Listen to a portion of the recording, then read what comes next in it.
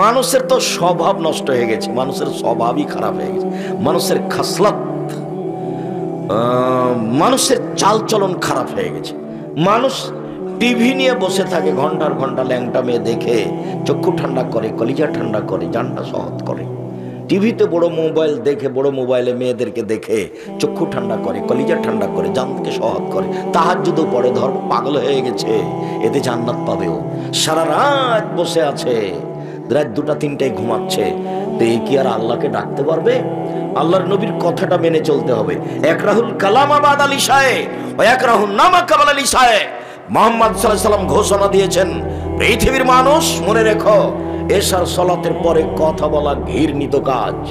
পৃথিবীর মানুষ শুনে রেখো, এশার সালাতের পূর্বে ঘুমিয়ে যাওয়া ঘৃণিত কাজ।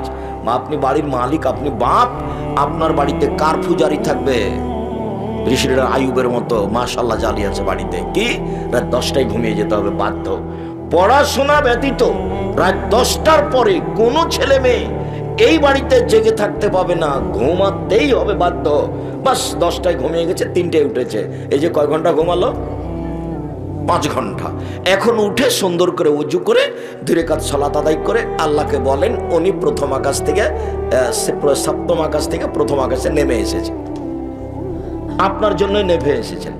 তা আপনি তো রাত 2টা 3টায় ঘুমালেন ল্যাংটা মেয়ে দেখে দেখে চক্ষু ঠান্ডা করে, আপনি আল্লাহকে কি বলবেন? আপনার চরিত্র শয়তান, আপনার স্বভাব খারাপ, আপনার অভ্যাস খারাপ, আপনার খাসলত খারাপ। কি দেখবেন? ঘন্টার ঘন্টা দোকানে বসে আড্ডা পিটেন, সব সময় দোকানে ল্যাংটা মেয়ে নাচছে টিভিতে, আর সবাই বসে আছে দেখছে, গল্প করছে, দিন কাটাচ্ছে। আড্ডা পিটে হারাম। 4টা কাজ জীবনে করতে হবে। 1 5 ওয়াক্ত সালাত, 2 হালাল রুজি, 3 কোরআন তেলাওয়াত, 4 আড্ডা পিটা হারাম। দোকানে বসে আড্ডা পিটা হারাম, চিরদিনের জন্য হারাম।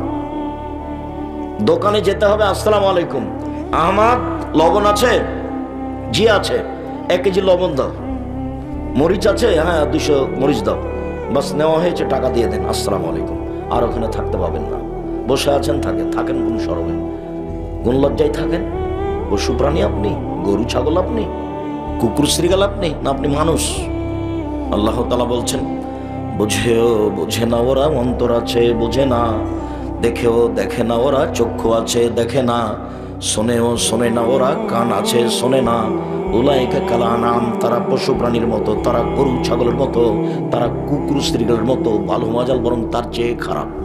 আল্লাহ বলছেন মানুষকে, বলছে ওরা কুকুর শ্রীগালের চেয়ে খারাপ, পশু প্রাণীর চেয়ে খারাপ। কোন লজ্জায় আপনি দোকানে বসে আড্ডা পিটেন? আপনার একটু শরম হয় না কেন? আপনার একটু হায়া হয় না কেন? আপনার একটু লজ্জা হয় না কেন? আপনার একটু ইতস্তবোধ হয় না কেন? কেমনে বসে থাকেন? মেয়েটা নাচছে টিভির মাধ্যমে যত ইনকাম হয়েছে দোকানে সব হারাম। শুকুরের গোস্ত যেমন অন্য অন্য জিনিস হারাম, যেমন এটা তেমন হারাম, সব সমান সমান হারাম। ওটা তো হারাম মাধ্যমে উপার্জন হয়েছে, কোটি টাকা ইনকাম হলে ওটা বৈধ হবে না। ও দিয়ে চাউল কিনে ভাত খেয়ে বাদাত কবুল হবে না, এই পথ বাতিল। এই যে বললাম, এমন কোনো মায়ের বেটা নাই কথা এভাবে উল্টে ধরতে পারে, যা বলছি সেটাই থাকবে কিয়ামত পর্যন্ত। আমার কাজই এটা, আমি এই কাজই করি। কেন আপনি দোকানে বসে আড্ডা পিটবেন? আপনার স্বভাব একটু ভালো হয় না কেন? এশার সালাত আদায় করেছেন, বাড়ি চলে যাবেন, আহাল পরিবারের দিকে কড়া নজর রেখে ঘুমিয়ে যাবেন, বাস। জন্ম দিলেই বাপ হওয়া যায়? ক্ষমতা নীতির নাম বাপ। দুঃখিত, একটা কথা বলে আগাই। আমাদের আলোচনা সেম, আমরা লম্বা আলোচনা করতে চাইনি, আজকে একটু দেরি হয়ে গেছে। তো 2টা হাদিস মধ্যখানে বলে রাখি, একটা মায়ের জন্য, একটা বাপের জন্য। তো বাপের জন্য এটা আগে বলি। আল্লাহ নবী বলছেন যে মান আলা সালাসা বানাতিন, কেউ যদি 3টা মেয়ের লালন, বেটি 3টা মেয়ের লালন পালন করে, তো লালন পালন কি জিনিস? 1 আল্লামাহুন্না, মেয়েকে বিদ্যা শিখিয়ে দিল। 2 আদাবাহুন্না, মেয়েকে শিষ্টাচার শিখিয়ে দিল। 3 আহসানা ইলাইহিন্না, মেয়ের সাথে ভালো আচরণ করলো। তাহলে কুনাল্লাহু হিজাবান মিন নারি ইয়াউমাল কিয়ামা, বিচারের মাঠে মেয়ে 3টি বাপকে জান্নাতে নিয়ে যাওয়ার জন্য জাহান্নাম থেকে অন্তরাল হয়ে যাবে। ওইদিকে জাহান্নাম, এইদিকে মেয়ের পিতে, মধ্যে মেয়েরা। আল্লাহকে বলবে আমার আব্বাকে আগে জান্নাতে দেন, তারপরে কোনো কথা। আমাদের বিষয় বুঝতে চাচ্ছি না। আমার আব্বাকে আগে জান্নাতে দিতে হবে, তারপরে কোনো কথা। মেয়েরা এমন ভাবে শক্ত হয়ে বেঁকে বসবে বিচারের মাঠে। তো আবার বলি, মেয়ে যে আপনার পক্ষে শক্ত হয়ে বসবে জান্নাতে নিয়ে যাওয়ার জন্য, তো কি কাজ? কথা হবে না। আপনারা কেউ কোনো প্রয়োজন দয়া করে আমাকে দেখাবেন না। আপনাকে আমি অনেক ভালোবাসি, আপনার জন্য এসেছি আমি। আপনার কিছু না কিছু উপকার করবই করবো ইনশাআল্লাহ। জীবনে কোনোদিন কেসা কাহিনী বলিনি, আজকে বলতে হবে এমনটা হিসাব করিনি। তো কিভাবে মেয়ে লালন পালন করতে হবে? এক, বিদ্যা শিখিয়ে দিল। দুই, শিষ্টাচার শিখিয়ে দিল। শিষ্টাচার যে কি জিনিস? শিষ্টাচার তো এখন মনে করছে মানুষ যে ঘোড়ার ডিম। কেন? ঘোড়ার ডিমও দেখা যায় না, শিষ্টাচারও দেখা যায় না। শিষ্টাচার কি জিনিস? শিষ্টাচার কাকে বলে? আল্লাহর নবী যে বলছেন, এক, বিদ্যা শিখিয়ে দিল। দুই, মেয়েকে শিষ্টাচার শিখিয়ে দিল। তিন, মেয়ের সাথে ভালো আচরণ করলো। চার, তাহলে মেয়েরা বিচারের মাঠে বাপকে জান্নাতে নিয়ে যাওয়ার জন্য বেঁকে বসবে। মনে থাকবে না মনে হয়? এক, বিদ্যা। দুই, শিষ্টাচার। তিন, ভালো আচরণ। মনে থাকে না কেন? ভালো আচরণ মানে মেয়ের সাথে কোনো সময় খাস্টা মেস্টা আচরণ করতে পারবেন না। আম্মু বলে ডাকতে হবে, আদর করতে হবে, এই কথাই ঠিক। আব্দুর রাজ্জাক সাহেব, আগেরটাও ঠিক আছে, পরেরটাও ঠিক আছে। শিষ্টাচার কি আব্দুর রাজ্জাক সাহেব বলেন না একটু? আমল করতে পারি আর না পারি, হ্যাঁ ঠিক আছে তা বলি। এক মিনিট, শিষ্টাচার কি জিনিস? আল্লাহর নবী বলছেন, সব নবীর শিষ্টাচার 10টি, সব নবীর বৈশিষ্ট্য 10টি, সব নবীর খাসলাত 10টি, সব নবীর অভ্যাস 10টি। এক, মোচ কেটে ফেলতে হবে, চাচা যাবে না। দুই, দাড়ি বড় করতে হবে, ছোট করা যাবে না, চেঁচে ফেলা যাবে না। তিন, পেশাব পায়খানার পরে পানি দিয়ে পবিত্রতা অর্জন করতে হবে। ঢেল, টিস্যু পেপার আগে পরে পানি, এ কথা মিথ্যে, এতে নবীর উপরে অপবাদ লাগানো হবে। তিন, পেশাব পায়খানার পরে পানি দিয়ে পবিত্রতা অর্জন করতে হবে। আগে ঢেল, টিস্যু পেপার পরে পানি, এ কথা মিথ্যে। পানি নেই তখন ঢেল, টিস্যু পেপার, এইটা সুন্নাত। 40 কদম হাঁটা নোংরামি, পায়ের উপরে পা উঠানো, খপ খপ করে কাশা শরীয়ত বহির্ভূত কাজ। আবার যদি পায়ের উপরে পা উঠাতেই হয়, খপ খপ করে কাশতেই হয়, যদি 40 কদম হাঁটতেই হয়, তা আমি পুরুষ মানুষ, আমি ঢেল টিস্যু পেপার নিয়ে 40 কদম হাঁটলাম, পবিত্রতা অর্জন করলাম, আমি জান্নাতে চলে যাব। আমার বউকে জান্নাতে যাওয়া লাগবে না? ওই 40 কদম হাঁটবে, ওই ঢেল নিয়ে টিস্যু পেপার নিয়ে হাঁটবে, পায়ের উপরে পা উঠাবে, খপ খপ করে কাশবে। তো বলছে আব্দুর রাজ্জাক সাহেব, এটা যে পুরুষ মানুষ দেখলে তাকে কেমন কেমন লাগবে? তো পুরুষ মানুষ যখন এমন করে, তখন মহিলা মানুষ যদি দেখে তাকে কেমন কেমন লাগে? তার মানে এটা শরীয়ত নয়। সাথে সাথে এটা কেন 40 কদম কেন? 40 ঘন্টা পরে যদি টিস্যু পেপার ফেলে দেয়, তাহলে মনে হবে পেশাব আসলো। কেন? এটা এখন অসা শয়তানের কুমন্ত্রণা হয়ে গেছে।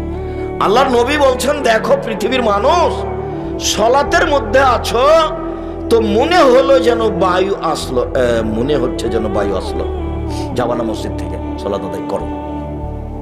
ওরা শয়তান করেছে। যতক্ষণ পর্যন্ত স্পষ্ট শব্দ না পাচ্ছ বায়ুর, যতক্ষণ পর্যন্ত গন্ধ না পাচ্ছ, ততক্ষণ পর্যন্ত বের হওয়া না।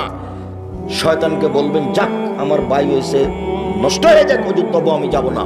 শয়তান সর, শয়তান সর, আমার সালাত হোক আর না হোক, তুই সর এখান থেকে। আপনি বলবেন 40 কদম কেন? 40 ঘন্টা পরে টিস্যু পেপার ফেললে আপনার মনে সন্দেহ পেশাব আসলো। অতএব পেশাব পায়খানার পরে পানি দিয়ে পবিত্রতা অর্জন করে সুন্দর করে অজু করে, অজু শেষে একটু পানি লজ্জাস্থান সামনাসামনি কাপড়ের উপরে ছিটিয়ে দিবেন। এখন যদি শয়তান বলে পেশাব আসলো, তাহলে শয়তানকে বলবেন যে তুই সর, পেশাবে আমার কাপড় ভিজে যাক তবু আসে যায় না, আমি আর উজু করবো না। নইলে শয়তান আপনাকে সালাত আদায় করতেই দিবে না, ওইটা দিয়ে আপনাকে সারাদিন ঘুরিয়ে নিয়ে বেড়াবে, ওই পথই বাতিল। 4 নখ কেটে ফেলতে হবে। মেয়ের নখ বড় থাকবে, নেইল পালিশ দেওয়া থাকবে, তখন আপনি বাপ, এটা ঠিক নয়। আপনি শিষ্টাচার, এখন মেয়েরা দাঁড়াবে না এভাবে। শিষ্টাচার কি জিনিস? শিষ্টাচার কাকে বলে? বগলের লোম উঠিয়ে ফেলতে হবে, আপনার ব্লেড ব্যবহার করা হবে না, নারী পুরুষ একই হুকুম। শিষ্টাচার কি জিনিস? নিচের লোম পরিষ্কার করতে হবে, ঊর্ধ্বে টাইম 40 দিন, যেভাবে সম্ভব, যেভাবে সহজ। শিষ্টাচার কি জিনিস? বাড়ি থেকে বের হওয়ার সময় সালাম দিয়ে বের হতে হবে, ঢুকলে সালাম দিয়ে ঢুকতে হবে। শিষ্টাচার কি জিনিস? বাচ্চাকে দুধ খাওয়ানোর সময় বিসমিল্লাহ বলতে হবে, বিসমিল্লাহ না বললে এ দুধ শয়তান খাবে, নিশ্চিত খাবে, অবধারিত খাবে, খাবেই খাবে। আল্লাহ নবী বলেছেন খাবে, অতএব খাবে। শিষ্টাচার কি জিনিস? ডান হাতে গিলাস ধরে পানি পান করতে হবে, বাম হাতে নয়, বাম হাতে শয়তান খায়। শিষ্টাচার কি জিনিস? প্লেটে খাওয়ার সময় পাশ থেকে খাওয়া শুরু করতে হবে, মধ্য থেকে নয়। ভাতের পাতিল থেকে ভাত বের করার সময় পাশ থেকে ভাত উঠাতে হবে, মধ্যে থেকে নয়। শিষ্টাচার কি জিনিস? গামলা থেকে ভাত উঠানোর সময় পাশ থেকে উঠাতে হবে, মধ্যে থেকে নয়। শিষ্টাচার কি জিনিস? বাচ্চাকে নিয়ে যখন ঘুমাবে মা, তখন ডান কাতে ঘুমাবে, বাচ্চাকে ডান কাতে রাখবে, দোয়া পড়ে ঘুমাবে। শিষ্টাচার কি জিনিস? বাচ্চা যখন টয়লেট পেশাব পায়খানায় যাবে, তখন দোয়া বলে দিবে বাপ মা মেয়েকে, ছেলেকে। শিষ্টাচার কি জিনিস? মা যখন বাচ্চাকে জামাটা পরাবে, তখন ডান হাত ঢোকাবে বাচ্চার আগে, তার শিষ্টাচার কি জিনিস? যখন জুতাটা পরাবে, ডান পায়ের জুতা আগে পরাবে। শিষ্টাচার কি জিনিস? ছেলে মেয়েকে বলে দিবে রাস্তার এক পাশ দিয়ে হাঁটবা। শিষ্টাচার কি জিনিস? শিষ্টাচার কাকে বলে? আপনি একটা প্লেট কিনেছেন সিরাজগঞ্জ শহরে, তাতে আছে চিংড়ি মাছ। শিষ্টাচার কি জিনিস? আপনি একটা কিনেছেন তরকারির বাটি, সেটা হলো কাতল মাছ। শিষ্টাচার কি জিনিস? আপনি একটা আয়না কিনেছেন, সেটা হলো রুই মাছ। শিষ্টাচার কি জিনিস? আপনি আপনার বাচ্চার পেশাব পায়খানার জন্য পট কিনেছেন, সেটা হলো ঘোড়া। শিষ্টাচার কি জিনিস? ছেলে মেয়ের জন্য কাপড় কিনেছেন, তাতে আছে কার্টন। শিষ্টাচার কি জিনিস? বাচ্চাকে একটা গেঞ্জি কিনে দিয়েছেন, তাতে লেখা আছে 10, দেখতে দেখতেই নামাজ শেষ। শিষ্টাচার কি জিনিস? দেখছেন বাচ্চা যে মাথার চুল উপরে রেখেছে আর সব নিচে চাঁচা আছে, এটা খ্রিস্টানদের নীতি। শিষ্টাচার কি জিনিস? বুঝলাম না, শিষ্টাচার কাকে বলে? আদরায়েক সাহেব, শিষ্টাচার কি জিনিস? শিষ্টাচার ঘোড়ার ডিম। সারা রাত ছেলের হাতে মোবাইল আছে, মেয়ের হাতে মোবাইল আছে। যখন ক্লাস 6-এ ছিল তখন মেয়ে ভালো ছিল, যখন ক্লাস 10-এ উঠেছে তখন মেয়ে পশু প্রাণী হয়ে গেছে, গরু ছাগল হয়ে গেছে। সে আর মানুষ নয়, অন্যায় তার কাছে অন্যায় নয়। শিষ্টাচার কি জিনিস? বাপ যে আছে, বাপ পশু প্রাণীর মতো, গরু ছাগলের মতো থাকে, খায়। বুঝে না ওরা, অন্তর আছে বুঝে না, দেখেও দেখে না ওরা, চক্ষু আছে দেখে না, দেখা দরকার। শোনেও শোনে না ওরা, কান আছে শোনে না, শোনা দরকার। উলায়েকা কালা নাম, তারা পশু প্রাণীর থেকে নিচে নামছে। চুল ছাড়ার ওই নাপিতের ঘর ওইখানে আয়, ঘটনায় এক জায়গায় হয়ে গেছে। আমি তো দোয়া করব, তো ঘটনা কি? এইভাবে যে চুল ছাড়া নাপি নিষেধ করেছেন, তা আপনার ছেলে যে সেটা দেখছি। শোনেন, লন্ডন টাকা ইনকাম করতে এসেছি, ধর্ম বিক্রি করতে আসেনি। আদর্শ বেচে খেতে রাজি নয়। টাকা ইনকামের জন্য লন্ডনে এসেছি, আদর্শ বিক্রি করতে আসেনি। আমি মুসলিম, চিরনবীর মরণকে করি না ভয়। মরলে শহীদ, বাঁচলে গাজী, আমার উভয় সমান। মরলেও জান্নাতি, বাঁচলেও জান্নাতি, তার নাম মুসলিম। আহলে হাদিস মানে আরো আহলে হাদিস 100 হাত আগে, মানে ফাঁসি হয়ে গেলেও জোরে চুপে আমিন বলবে না, ওর নাম আহলে হাদিস। ফাঁসি হয়ে গেলেও নিচে হাত বাঁধবে না, ওর নাম আহলে হাদিস। হাদিসের উপরে সে এত শক্ত, তার নাম আহলে হাদিস। কখনো বন্যায় ভেসে গেছে, আবারও আহলে হাদিস। স্বভাবই উল্টে গেছে। এক, মা মেয়েকে বিদ্যে শিখিয়ে দিল। 2, মা মেয়েকে শিষ্টাচার শিখিয়ে দিল। 3, মা মেয়েকে সাজগোজ করে পরিপাটি করে রাখলো। 4, মা মেয়েকে পাহারা দিল। এই আজকে কলেজ থেকে আসতে দেরি হলো কেন? দেখি তোমার খাতা কলম। তোমার হাতে বড় মোবাইল কেন, কোথায় পেয়েছো, কে দিল তোমাকে? দাঁত খুলে দেবো যদি এই মোবাইলে হাত দাও তাহলে। এর নাম মা। তো মা তো বুঝতে পারেনি যে আমি মা, ওর বাপ বিবাহ দিয়েছে, স্বামীর কাছে গেছে, বাচ্চা হয়ে গেছে, এই জন্য মা। আসলেই যে মা কাকে বলে তা তো জানে না। এই মেয়ে শোনো, তোমাকে বলছি, তোমার মাথার চুলো ভাবে সামনের দিক কাটা কেন? তোমার ভরু ভরু উঠিয়ে রেখেছো কেন? ফ্যাশন বোরকা পরে এসেছো কেন? ঢিলা ঢালা পড়তে পারোনি? তোমার মা আছে, ওকে খালা বলে ডাকিও। আব্দুর রাজাক সাহেব বলে গেছেন যে আজ থেকে আপনাকে খালা বলবো, নাহলে সৎমা বলবো। তুমি বলবে সৎমা কেমন আছেন, আসসালামু আলাইকুম। সৎমা বুঝো না? এদিকে দেখো ভাইজান, দেখেন তো সৎমা কেমন জিনিস। নিজের মেয়ে আসছে পাশে, তখন বলছে আদর করে কোলে নিচ্ছে। সৎমা আসছে, সৎ মেয়ে আসছে, সৎ মেয়ে, এখানে লিখে যা, ওখানে বসে থাকা, তোকে যে বললাম ওখানে বসে থাক, এখানে আসলি কেন? বুঝতে পারলেন না মনে হয়? আগে যেটা আদর করে কোলে নিচ্ছিল সেটা হলো নিজের মেয়ে, পরে যেটা ধমকালো ওটা সৎ মেয়ে। তো তোমার এটা সৎমা, নইলে তোমার ভুরু এরকম ভাবে উঠলো কেন? তোমার নখ বড় কেন? ইহুদি খ্রিস্টানদের পতিতালয়ের মেয়েদের বৈশিষ্ট্য নখে নেইল পালিশ দাও, নখ বড় রাখা। ইহুদি খ্রিস্টানদের পতিতালয়ের মেয়েদের বৈশিষ্ট্য নখে নেইল পালিশ দাও, নখ বড় রাখা। হিন্দু মেয়েদের নীতি কপালে টিপ দাও, তুমি কেন এরকম? ইহুদি খ্রিস্টানদের পতিতালয়ের মেয়েদের অভ্যাস হচ্ছে ভুরু তুলে চিকন করা, আসকারা মাস্কারা দিয়ে সাজগোজ করা, তোমার কেন এমন? ইহুদি খ্রিস্টানদের মেয়েদের নীতি হলো স্কিন পায়জামা পরা যাতে লজ্জা স্তন বোঝা যায়, তুমি কেন এমন? দাঁত খুলে দেবো একবারে। তার নাম মা। পাহারা দিচ্ছে যে, 1 ভিত্তে, 2 শিষ্টাচার, 3 যত্ন, 4 পাহারাদার। মনে থাকবে না মনে হয়? চলেন ফিরে যাই। ইবাদতের জগতে সবচেয়ে ব্যতিক্রম ইবাদত সিয়াম। কেউ যদি একদিন সিয়াম থাকে আল্লাহর রস্তে, তাহলে জাহান্নামকে তার থেকে 70 বছরের পর দূরে সরে দেওয়া হবে।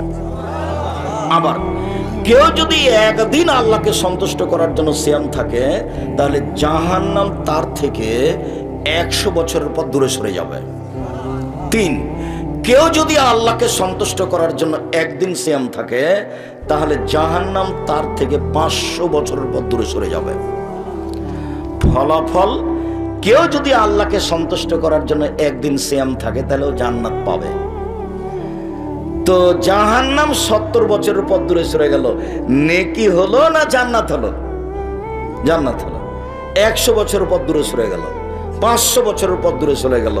তো সিয়াম পালন করে নেকি হচ্ছে না জাহান্নাম সরে যাচ্ছে? জাহান্নাম সরে যাচ্ছে। এখানে 2, 4, 5 নেকি নেই। ফেরেশতাকে বলবেন না 10 নেকি লিখো, ওটা বাড়াও বাড়াও বাড়াও, 700 1000 করো, একবার বিশাল পালা করে দাও, এটা আল্লাহ বলবেন না ফেরেশতাকে। এর নাম সিয়াম। চলেন দেখি অবাক ইবাদত পৃথিবীতে সিয়াম। আবু হুরায়রা রাদিয়াল্লাহু তাআলা আনহু বলেন, আল্লাহ রাসূল বলেছেন, সিয়ামুজ জুন্নাহ ওয়া হিসরুন হাসরুন মিনান নার। সিয়াম হচ্ছে জাহান্নাম থেকে বাঁচার ঢাল। সিয়াম হচ্ছে জাহান্নাম থেকে বাঁচার দুর্গ দুর্গ দুর্গ। তো সিয়াম পালন করে নেকি হচ্ছে না জাহান্নাম থেকে বাঁচার ঢাল হচ্ছে? জাহান্নাম থেকে বাঁচা। নেকির আলোচনা হবে, একটাও দেখতে পাবেন না। দেখেন আমি কয়েকটা হাদিস পেশ করি, কোন জায়গাতে আপনি নেকির কথা দেখতে পাবেন না। উমামা বাহেলি রাদিয়াল্লাহু তাআলা আনহু বলেন, আমি একদা আল্লাহর নবীকে বললাম, মুরনি বিআমালিন, আল্লাহর নবী আমাকে একটা আমলের কথা বলেন তো আল্লাহর নবী, যাতে আমি জান্নাতে চলে যাব। তখন আল্লাহ রাসূল বলছেন, উমামা আলাইকা বিসসাম ফাইন্নাহু লা ইদলা লাহু। উমামা তুমি সিয়াম পালন করো। ইবাদতের জগতে সিয়ামের সমপর্যায়ের কোনো ইবাদত নেই। 1, 2 আল্লাহ নবী, এই বাচ্চা, পাশ থেকে যেন কোনো ছেলে বা কোনো মানুষ না উঠে। ছেলেরা তো বুঝতে পারবে না, এমনি ধাঁধায় বসেছিল, চিল্লাচিল্লি হচ্ছিল, কণ্ঠস্বরে বক্তব্য হচ্ছিল, তো এমনি চেয়েছিল। এ তো মানে খুলনাতে গেছি অনেকদিন আগে বক্তব্য দিতে, তো কিছু মহিলা বলছে যে কই বক্তব্য শুনতে এসেছিলাম, তো বক্তব্য তো দিল না, খালি কথা বলছে। তো আসলে তো বক্তব্য শুনতে আসেনি, কণ্ঠস্বর মানে বক্তৃতা। তো কণ্ঠস্বর 1-1 ঘন্টাতে বোঝা গেল যে কণ্ঠস্বর হইলো না, তখন বুঝলো যে বক্তব্য এটা নয়, এটা কোনো কথা। তো যে চলো যাই, বক্তব্য তো হলো না, তাহলে চলো আজকে যাই।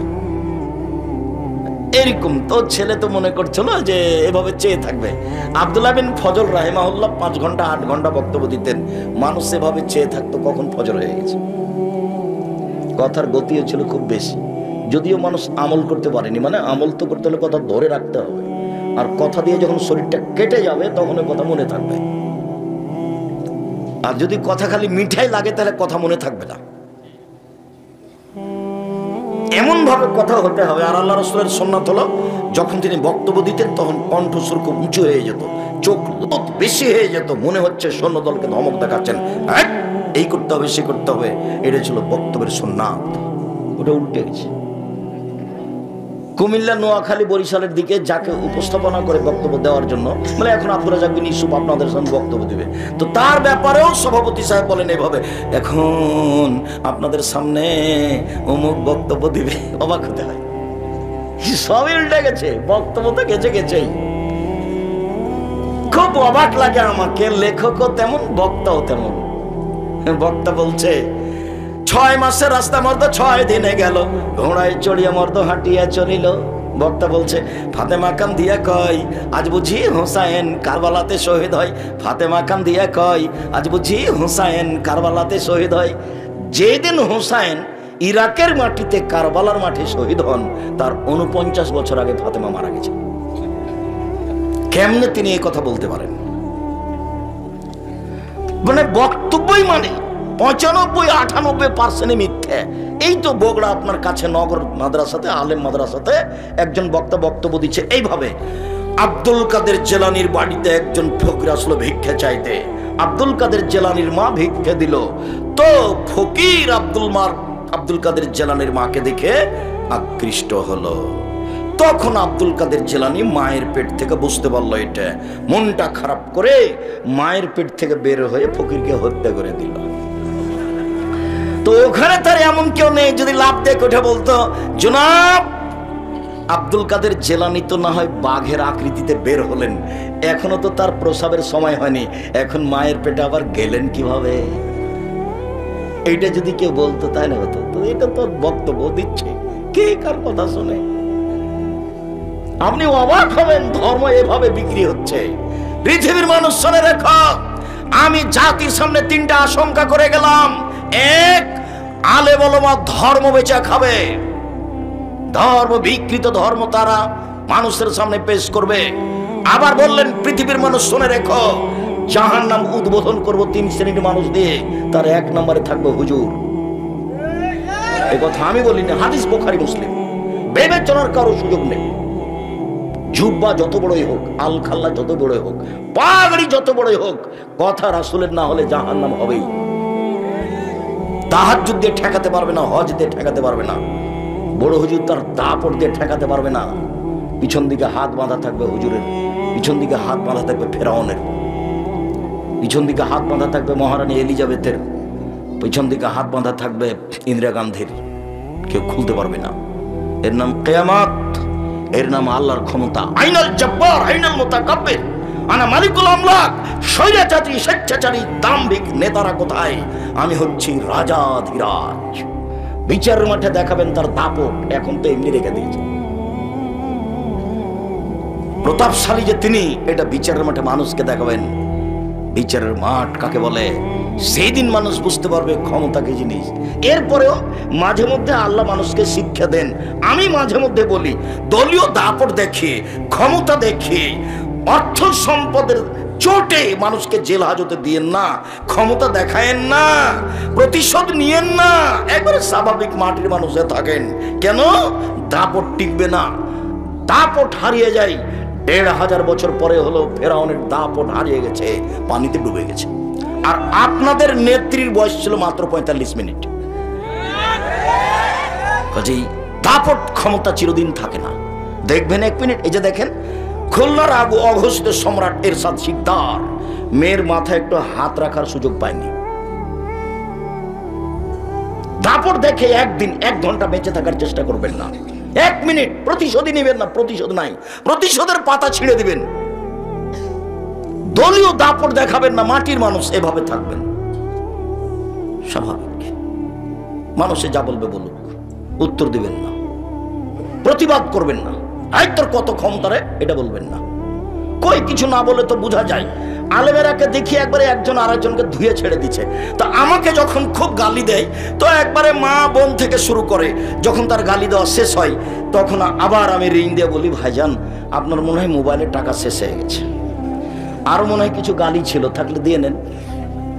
আমি কোনোদিন উত্তর দেওয়া প্রয়োজন মনে করিনি। তো সেদিন আব্দুল্লাহ বলছে যে আম্মু কিছু মানুষ তো আমার বিরুদ্ধে খুব বলছে, কি বলা যায় আম্মু, আমি কি কিছু বলবো? তখন ওর আম্মা বলছে, প্রথম ওর আম্মা বলছে, ওর আম্মা ওর হাতটা, তার নিজের হাতটা মুখের সামনে দিয়ে বলছে যে মুখ খুলবো না। তারপর বলছে, তোমাকে আমি মানুষ করিনি পিছন দিকে দেখবা, সেই জন্য সামনের দিকে দেখবা। পিছনে ভেসে গেল, ডুবে গেল, এইটা তোমার দেখা চিরদিনের জন্য নিষেধ, মনে রেখো তুমি। ওর মা বলছে আব্দুল্লাহকে। সম্মানিত দিনী ভাই বোন, পিছনে দেখতে হবে না, মানুষের পিছনে পড়তে হবে না।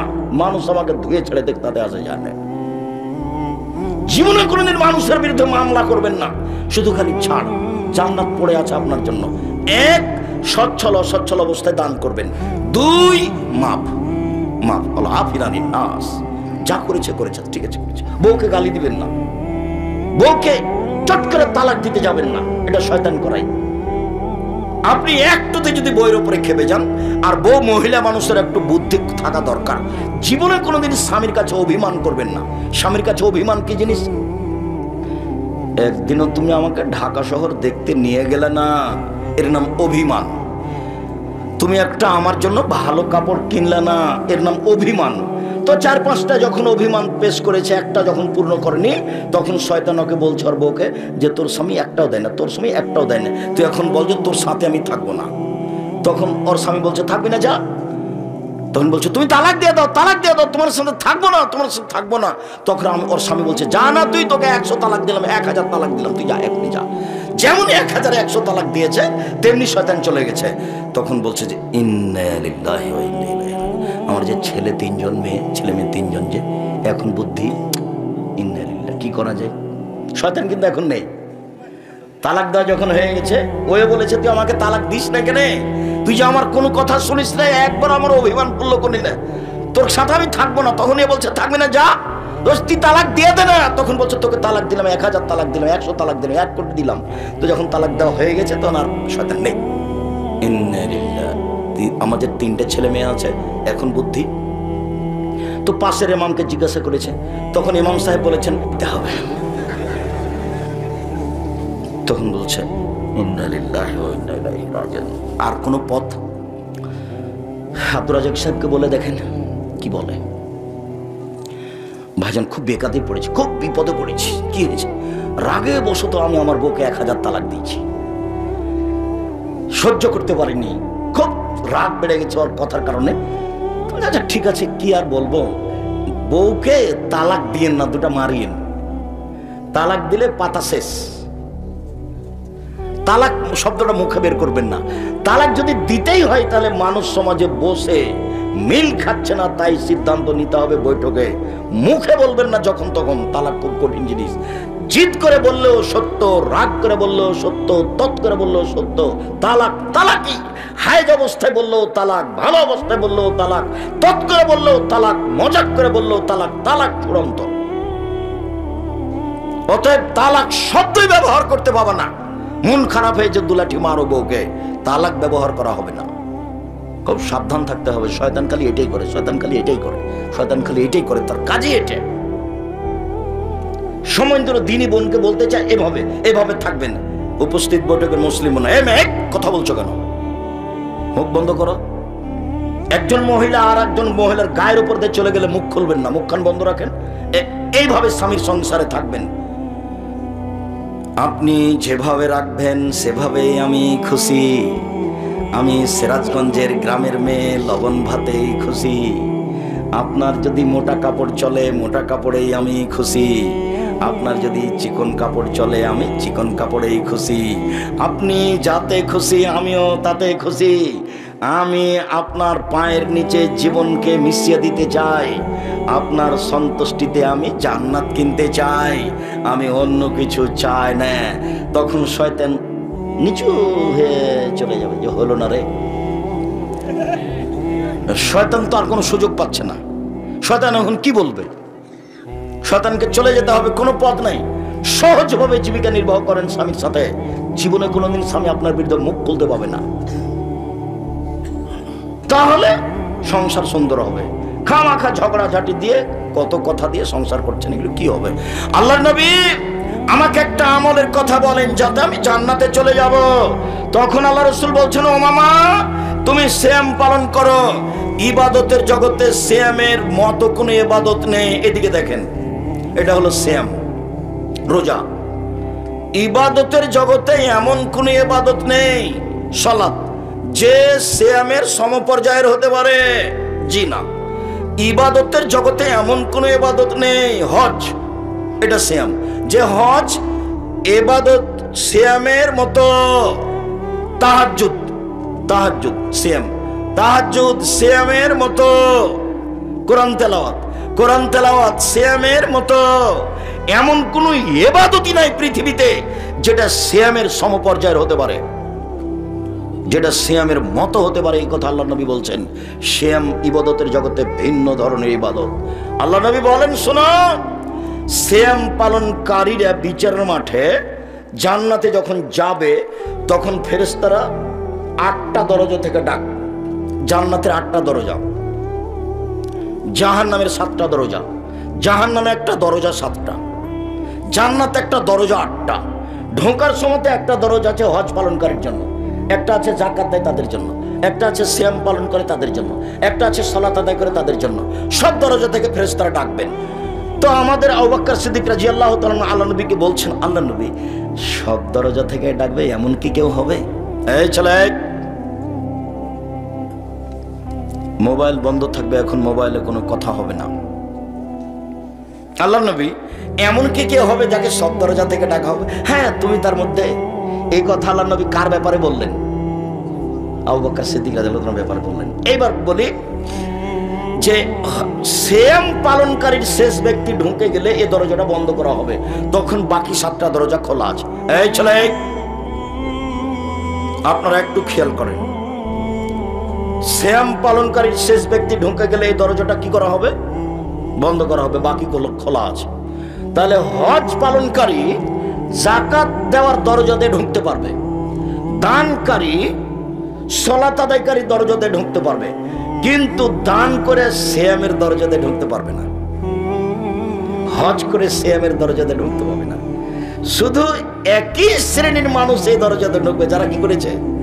সিয়াম পালন করেছে। এটা ঢোকা শেষ হয়ে গেলে এটা ক্লোজ হয়ে যাবে, বন্ধ। এটা ভিন্ন ধরনের ইবাদত, এর সাথে কারো মিল নেই। রাসূল সাল্লাল্লাহু আলাইহি সাল্লাম বলেন, বিচারের মাঠে কোরআন এবং সিয়াম আপনার ব্যাপারে সুপারিশ করবে। বলবে, প্রতিপালক, এই লোকটা আমাকে পালন করতে গিয়ে প্রবৃত্তি ত্যাগ করেছে, খাদ্য ত্যাগ করেছে দিনে, একে তুমি জান্নাতে দাও। তখন আল্লাহ বলবেন, ঠিক আছে সিয়াম রোজা, তোমার কথা আমি মেনে নিলাম, লোকটাকে জান্নাতে দিলাম। বিচারের মাঠে আপনার পক্ষে কথা বলবে, 1 সিয়াম রোজা, 2 কোরআন, 3 হজ করতে গিয়ে টাকা যদি বৈধ থাকে তাহলে কালো পাথর, 4 আঙ্গুল, যে আঙ্গুলে তাসবিহ গণনা করেন, জীবনে কোনোদিন ভুলেও তাসবিহ দানা তাসবিহ গণনা করবেন না। রাসূলকে অপমান করা হবে, হোক না কেন 1000 দানার, হোক না কেন 500 দানার। সবাই যদি তাসবিহ দানায় তাসবিহ পাঠ করে তো আপনি করবেন না। আব্দুর রাজ্জাক সাহেব একটা কথা শোনেন, আঙ্গুলে করলে খালি ভুল হয়, তাসবিহ দানায় ভুল হয় না। জীবনে যদি একদিনও ঠিক না হয় তবু নেকি হবে, কেন এটাই পদ্ধতি। তাহলে আঙ্গুল কথা বলবে তাসবিহ গণার কারণে, 2 কালো পাথর কথা বলবে হজ টাকা ঠিক হওয়ার কারণে, 3 সিয়াম কথা বলবে রোজা আপনার পক্ষে, 4 কোরআন মাজিদ আপনার পক্ষে কথা বলবে। বিচারের মাঠ খুব কঠিন, ওই সময়তে যদি আপনার পক্ষে কিছু কথা বলে তাহলে তো বিশাল কিছু হলো। আপনার পক্ষে কথা বলবে, সিয়াম ভিন্ন ধরনের ইবাদত। আল্লাহ রাসূল বলেন, পৃথিবীর মানুষ শুনে রেখো, কুল্লু আমাল ইবনে আদম ইয়াফুল হাসানাতু বিআশরি আমসালিহা ইলা 700 যিব। আদম সন্তানের সব নেকি 10 থেকে 700, আরো আরো আরো। আদম সন্তানের সব নেকি 10 থেকে 700, আরো আরো আরো। আদম সন্তানের সব নেকি 10 থেকে 700, আরো আরো আরো।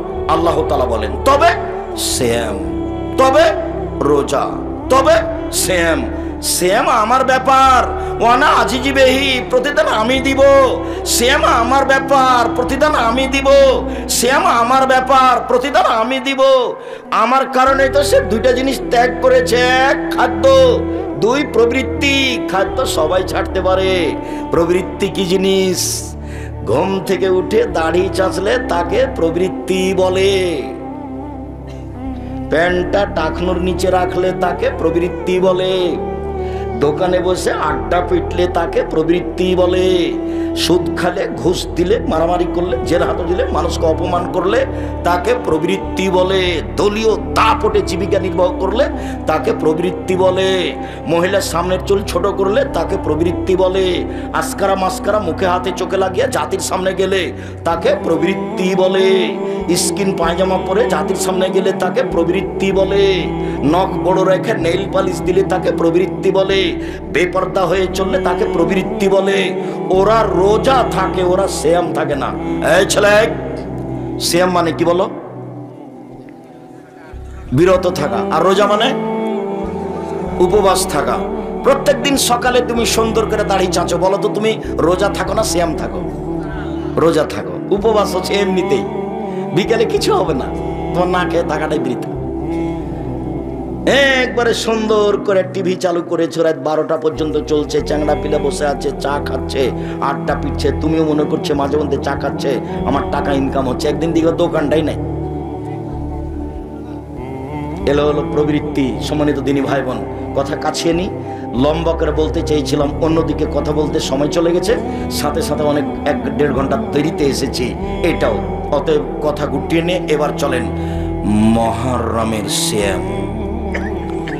যখন আল্লাহর নবী মুহররমের সিয়াম থাকলেন এবং থাকতে বললেন, তখন সাহাবীগণ বলছেন, বলেন কি? আরে মুহররমের 10 তারিখ তো অনেক বড় দিন, ইহুদি খ্রিস্টানের বড় দিন।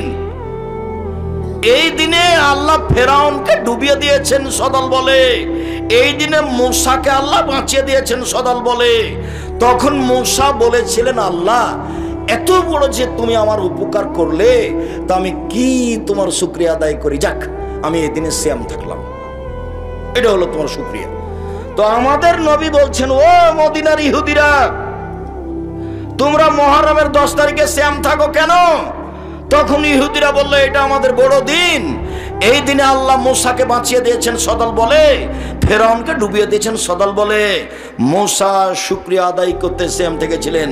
আমাদের নবী বলছেন, আমি মূসার চেয়ে বেশি হক রাখি, এই দিন শুকরিয়া আদায় করার জন্য আমিও থাকলাম। যেমন বললেন, নবীগণ বলছেন, বলেন কি আপনি? এই দিন তো ইহুদিদের বড় দিন, এই দিনে তো সিয়াম থাকা যাবে না, ওদের এটা বড় দিন, আপনি বলছেন ওদের বিরোধিতা করতে হবে। তখন আল্লাহ রাসূল বলছেন, শোনো আমার সাহাবীরা, লাইন বাকাইতু সানাতাল কাবেলা লা সুমান্না তাসিয়া, সামনে বছর বেঁচে থাকলে 9 তারিখও সিয়াম থাকবো। মুহররমের 9 তারিখ হবে বিরোধিতা, আর 10 তারিখ হবে শুকরিয়া। মনে থাকবে না? মুহররমের কয়টা সিয়াম হলো? 2টা, একটা বিরোধিতা আর একটা শুকরিয়া। মুহররমের সিয়াম থাকবেন 2 দিন, বিগত 1 বছরের পাপ ক্ষমা হবে। আল্লাহ নবী বলেন, সিয়ামে আরাফা, কেউ যদি আরাফার একদিন সিয়াম থাকে তাহলে আগে পরে 2 বছরের পাপ ক্ষমা হবে। রাসূল সাল্লাল্লাহু আলাইহি ওয়াসাল্লাম বললেন, কেউ যদি রমজানের সিয়াম থাকে, তারপরে প্রত্যেক মাসে 3 দিন 13, 14, 15।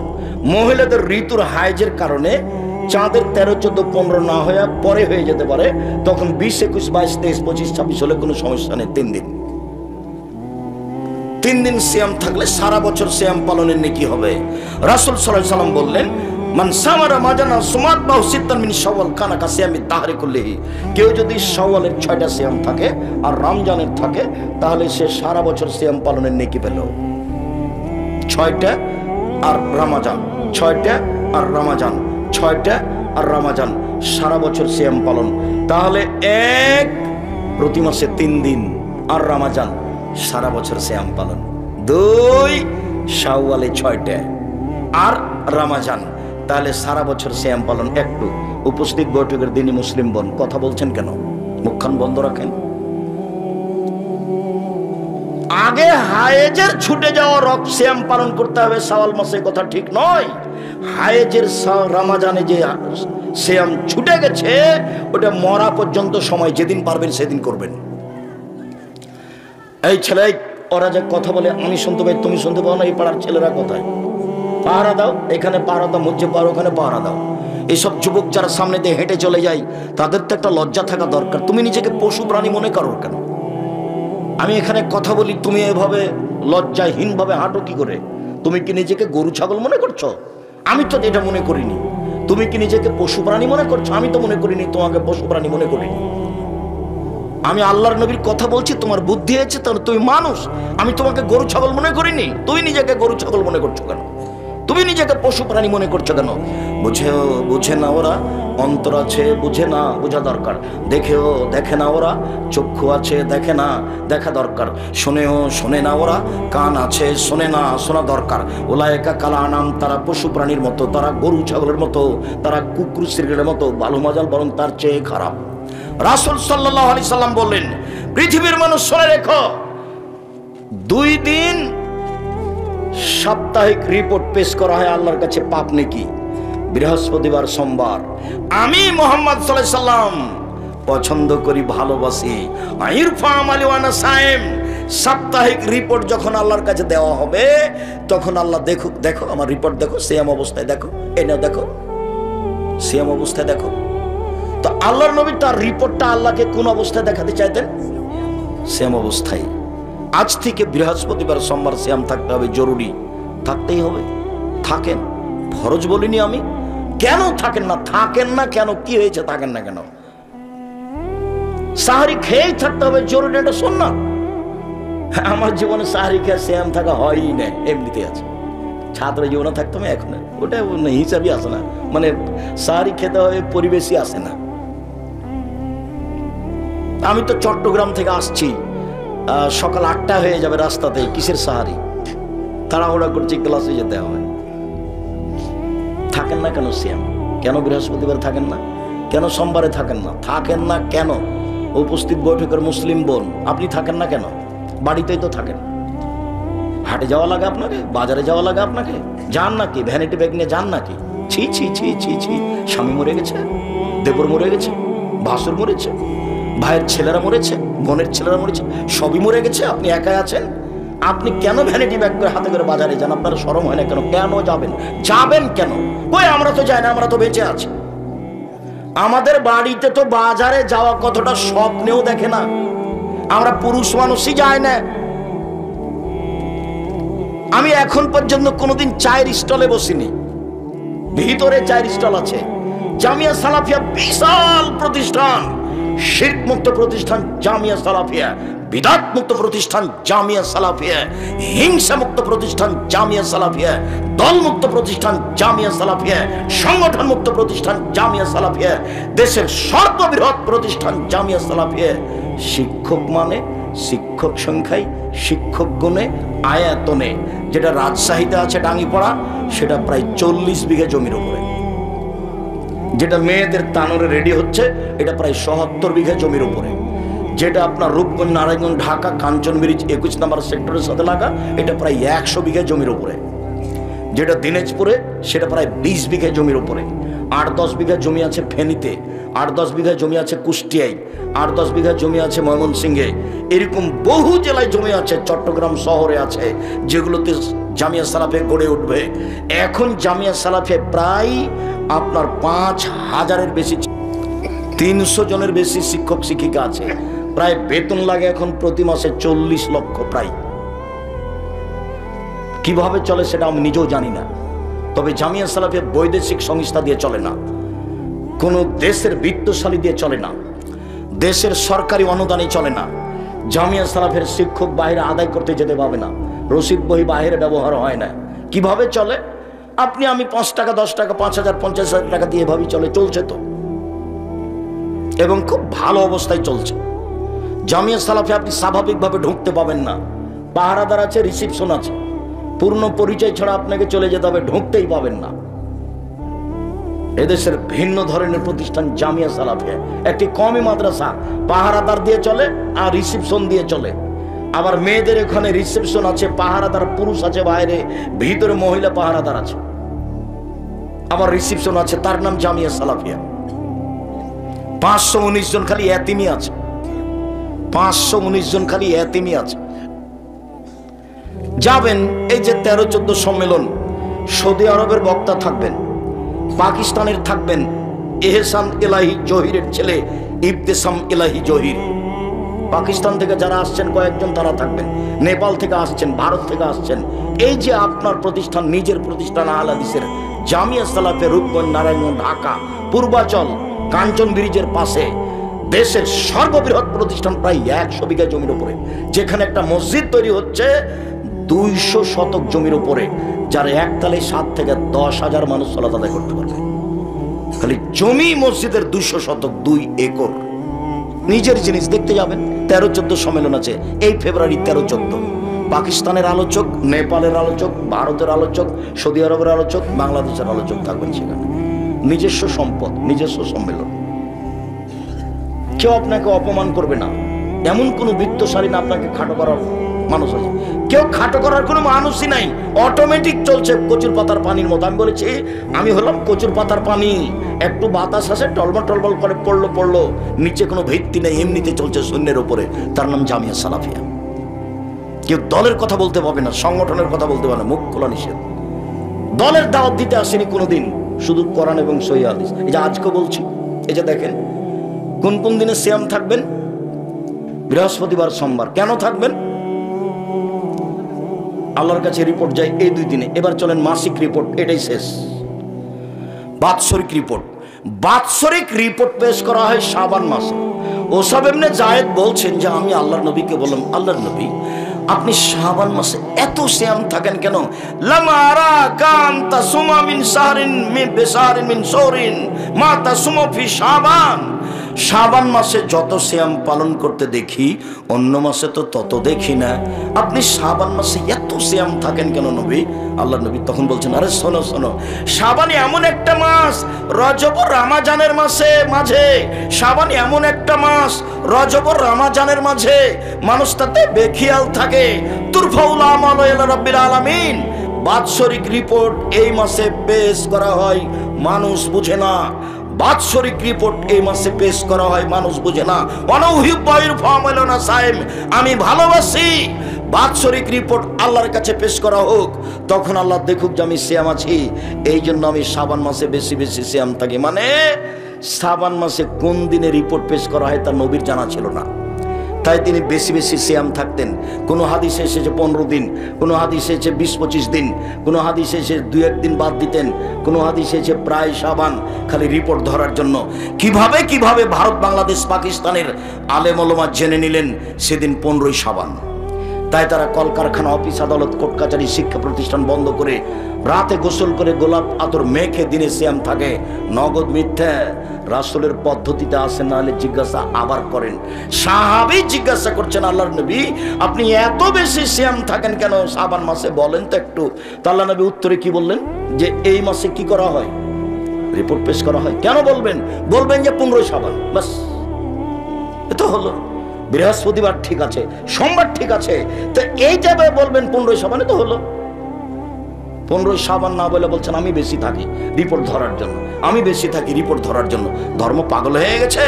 সম্মানিত দিনী ভাই বোন, আপনাকে আমি নফল সিয়াম রাখার জন্য আন্তরিকভাবে অনুরোধ জানাচ্ছি। হবে 15-20টা থাকার চেষ্টা করতে হবে। বৃহস্পতিবার, সোমবার সিয়াম থাকার জন্য আন্তরিকভাবে অনুরোধ জানাচ্ছি। ইবাদতের জগতে ভিন্ন ধরনের ইবাদত সিয়াম। আপনাকে আমি প্রতি মাসে 3 দিন, আপনাকে আমি আরাফার 1 দিন, মুহররমের 2 দিন, শাওয়ালের 6 দিন সিয়াম পালনের জন্য আন্তরিকভাবে অনুরোধ জানাচ্ছি। গ্রামে প্রতিষ্ঠান গড়েছে, এইটা মন দিয়ে ভালোবাসবেন, প্রাণ দিয়ে ভালোবাসবেন। 10 টাকা হলেও সহযোগিতা করবেন। হিংসা করে কোনো লাভ নেই। হিংসাতে যদি মানুষের ক্ষতি হতো না, তাহলে আমি ডুবে হারিয়ে যেতাম। আপনি দেখতে পাচ্ছেন না নেটে কিভাবে বলে, আমি তো মোবাইল চালাতে পারি না, মোবাইলে যে রিং হয় আমি খালি অন করতে পারি।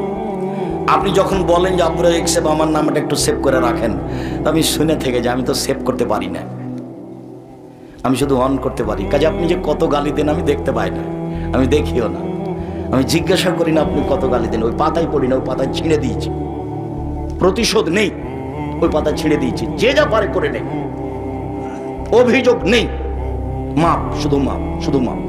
পাল্টা বলি আল্লাহ অন্যায় করেছে, তুমি তাকে মাফ করে দাও, ও আমাকে গালি দিয়েছে, তুমি তাকে মাফ করে দাও। মানুষের উপর কোনো অভিযোগ রেখে এক সন্ধ্যা বাঁচতে রাজি নই। যখন ঘুমিয়ে যাই তখন বলি আল্লাহ যে যা করেছে সব মাফ করে ঘুমিয়ে গেলাম, তুমি আমাকে মাফ করে দাও, জান্নাতে দিও, জাহান্নামে দিও না।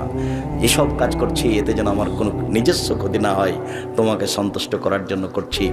জামিয়া সালাফে তুমি কবুল করো, এতে তোমাকে মানুষ চিনবে, এতে তোমাকে মানুষ জানবে, এতে তোমাকে মানুষ বুঝবে, মানুষ শিরক মুক্ত হবে। জাতিকে কোনোদিন দলের দাওয়াত দিইনি, জাতিকে দাওয়াত দিয়েছি তোমার এবং তোমার নবী মুহাম্মদ সাল্লাল্লাহু আলাইহি ওয়াসাল্লামের, অন্য কিছু ভিতরে নিয়ে আসেনি, তুমি কবুল করো।